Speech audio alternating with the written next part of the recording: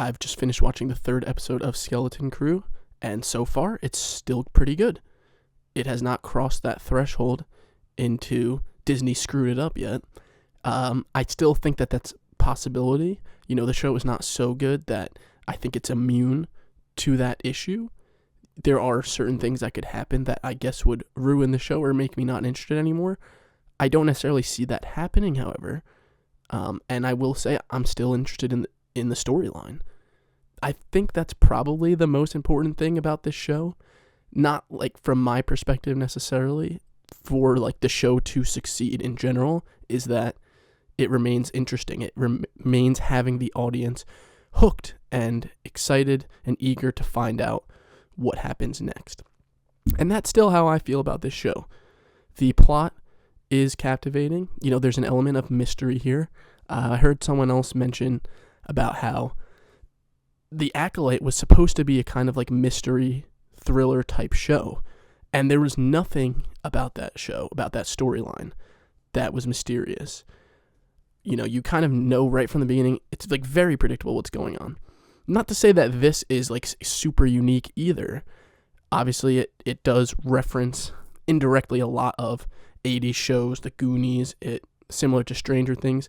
So it's predictable in that way. However, the Star Wars elements of it and the plot, it does make it interesting.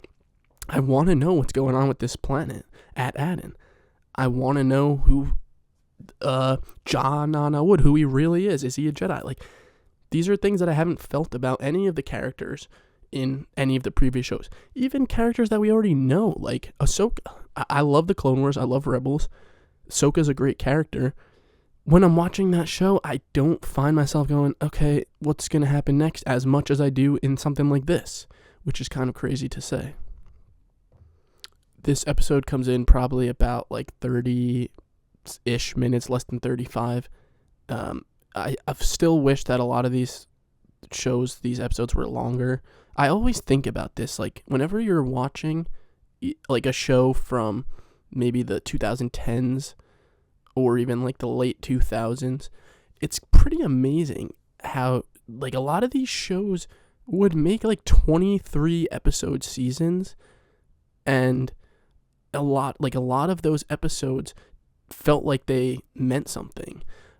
Like one of the examples I'm thinking of, which is not a great example, this is like something like Criminal Minds. Obviously that's very serialized, so it has a lot more room to just have a completely different thing going on every episode. But there are plenty of shows, like if you want to even reference some of the CW DC shows, not that all of those are amazing, but if you're thinking about the first few seasons of Arrow and The Flash, these shows had like 20 plus episodes each season, and it feels like it's not wasted necessarily. So I would like to see a lot of these shows be a bit longer, but this is a pretty straightforward episode. Really the only thing that happens like plot-wise is they escape from the pirate planet, and then they go to find this character that will be able to give them like directions to the planet. This is a person who basically studies the galaxy through like an observatory, and a cartographer, if you will, and knows about every planet, or at least like where they are, how to travel through hyperspace, all that stuff. And that's basically the plot of the show. They escape the planet, and then they go find her to get some information for her to go on to the next step. But I mean, it works. They leave the planet.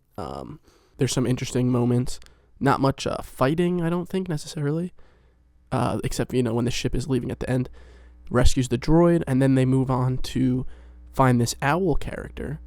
Now, I believe this is an original alien design.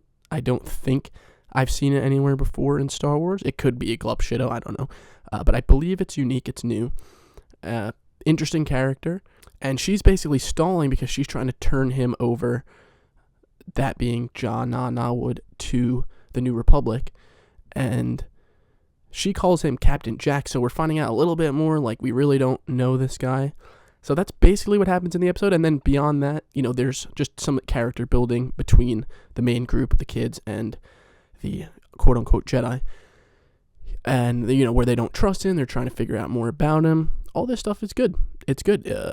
Nothing really that, like, annoys me when I watch this. And, of course, there's a small like background thing where they show two moms, I believe KB's moms. But guess what? You don't see anybody complaining about it. You want to know why? Because the rest of the show is good. If the show completely sucked and there's nothing worth mentioning about it, then yeah, everyone would hyper focus on that.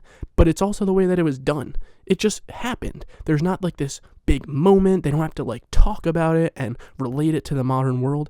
It's just, okay, here it is. It makes the people that want to see that happy, but it doesn't detract from the story. And that's really all you can ask. So far, I'm still interested in the show.